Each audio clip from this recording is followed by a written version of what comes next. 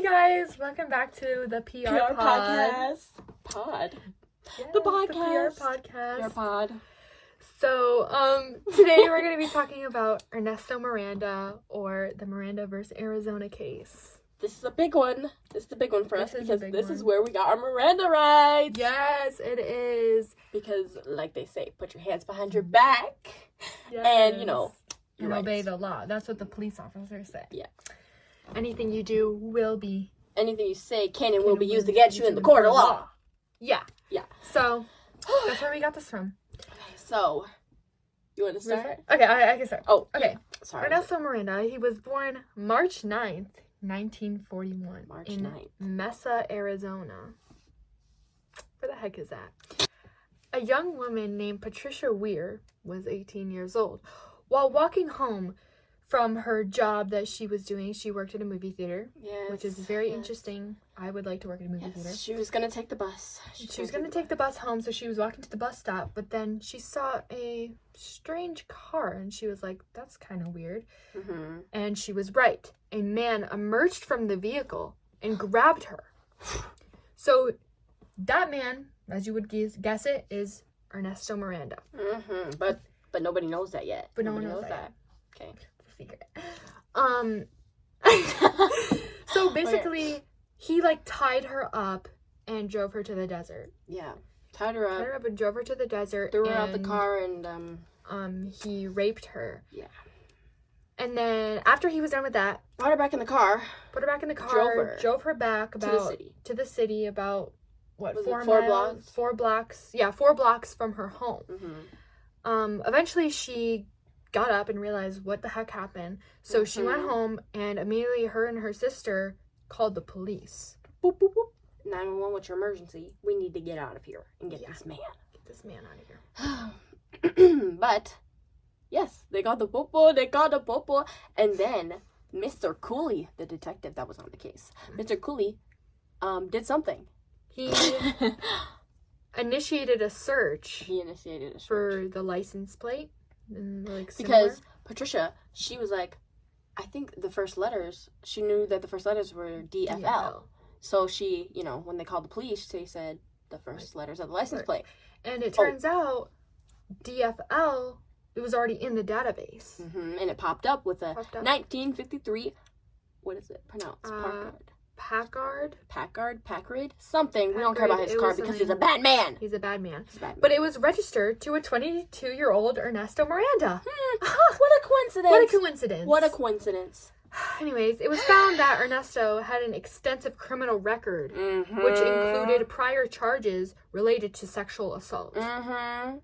So, he's obviously a bad guy. So, let's lock him up. Yes, let's lock him up. Basically, Detective Cooley met with Ernesto at his house. Mm-hmm. And Ernesto had a wife, by the way. So, he was doing all this with his wife. Really? Not with his wife, but he had a wife and he was doing this. Really? Yes. Like a psycho. I didn't know that. That's...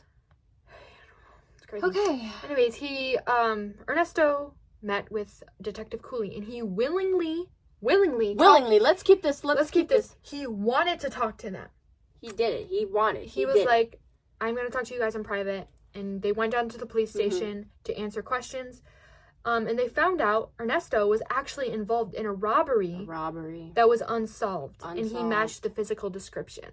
From Barbara. What an idiot. What an idiot. What an idiot. You go to the police station to talk, and then they find out that you already know you had another thing. Anyways. Come on. Anyways.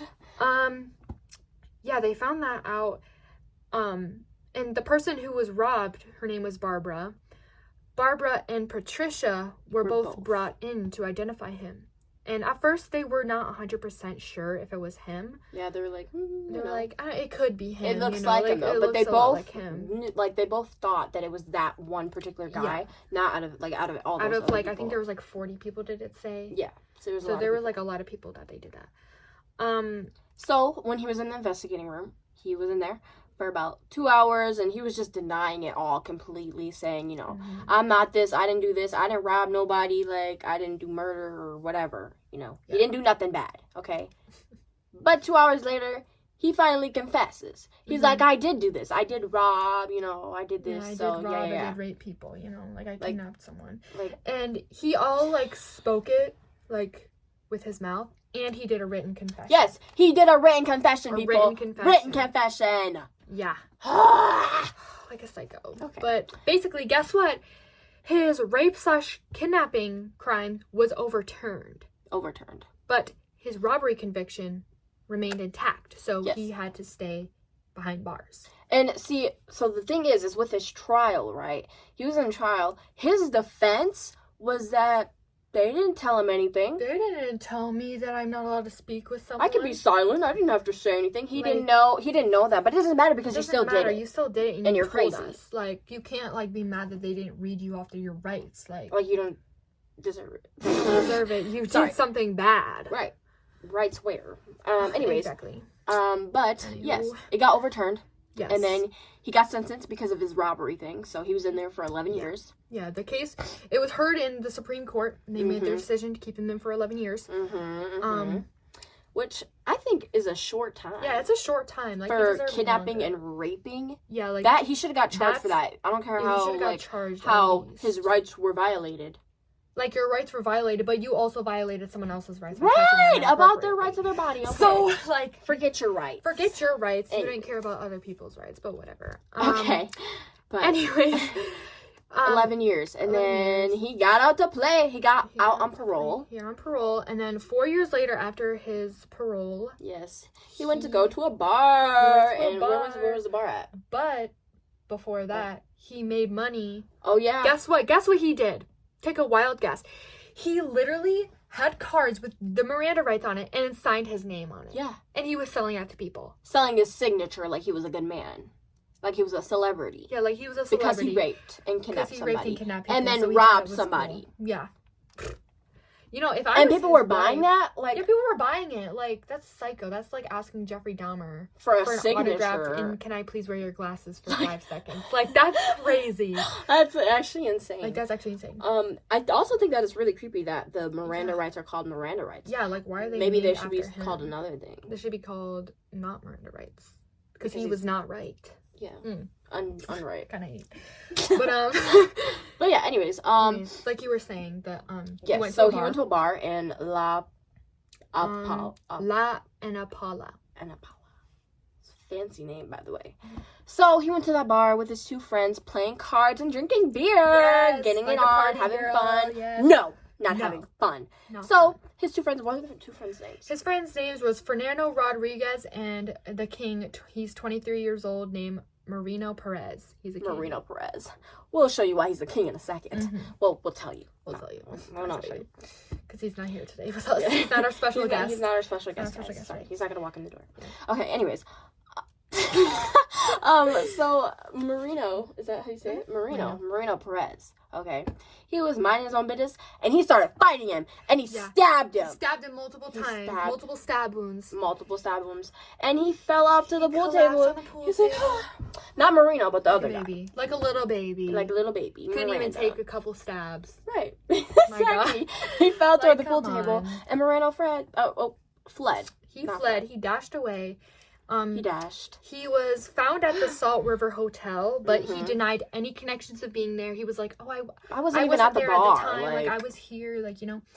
But the police went to the bar. Okay, they went to the bar and they talked to the lady or whatever, and they were like, "She's like, oh no, that's him. He was there because they took a picture of him. They took a picture of him, and they're like, oh yeah, that's exactly him. That's him. If I was her, I'd be like, I didn't see anything. Like I was behind. I'm blind. I can't see. I'm blind. You heard this is a song. I was talking to someone else. This is a song. I can't see. I'm blind. Anyways. Yeah, like. He was channeling his inner SZA. Yes. So, that's what she should have done. She should have channeled her inner SZA, but she didn't, and she said that. Yeah. But, lucky, they went to go find Moreno, and they weren't there. Yeah, he's vanished. He vanished. They believe that he fled off to Mexico, and I mean, like, good for him. And to this day, they can't find him. Yeah, he didn't get charged with nothing because they couldn't find him. They didn't find him. So... I mean, moral of the story is like, don't rape people and expect the best rights of all. You're not you got to expect like you have to not be an idiot to like tell the an police idiot. everything Why would you you did even- without a lawyer. I mean, at this like, point, why would you even go there? Exactly. And then you start talking for 2 hours. And That's like, what oh, I'm I didn't do saying. anything. Like, that's what I was saying. Like, why are you going to the police when you already have a warrant out for your arrest? Like, come on. Come People, on. like, of course the girl was going to identify you. Exactly. Like, If they saw your face, you didn't even wear a mask. You didn't even bother to put a mask you didn't even on. wear a mask. And she saw your car. You didn't blindfold her. Like, come on now. Exactly. Like, you She did saw that everything. much. You're Might as well. dumb. Yeah, like, come on. At that point, like, you're just I'm dumb. not saying you should have did it that way, but Like, you're dumb. If you did it that way, it'd be smarter. Like, come on, you're dumb. Like, you're dumb. But anyways, that's that's it. But the significance of this, we kind of said at the beginning, is Ernesto Miranda wasn't read his rights, so they made it a thing to tell people their rights. What was the rights? Put your hands behind your Put back. your hands behind your back. Don't say that. And like basically like remain silent. you need Anything a you say lawyer. can and will be used against you in the court of law. That is what they need to tell you, and they did not tell him that, so therefore they made it a law, which is dumb. Which is dumb, and they didn't tell him that, you know, if you didn't have enough money for a lawyer, you're going to be assigned a lawyer, or you can have a lawyer, or you don't need to He speak to doesn't the need a police without lawyer. I'm glad he didn't have a lawyer because honestly, that's because why he's like dead today. if he did get a lawyer, he probably would not even. He'd probably only have 4 years in jail. Yeah, how did that get overturned? How did he get 11 years only? Yeah, and how did the freaking rape and kidnapping get overturned, but the robbery didn't? Because they violated his rights. Come on. What right? He violated her rights. Exactly. Anyways. Exactly. Anyways. Well, that is the end of our PR podcast. Yep. Thanks for coming, and we'll see you later. We'll see you later, alligator.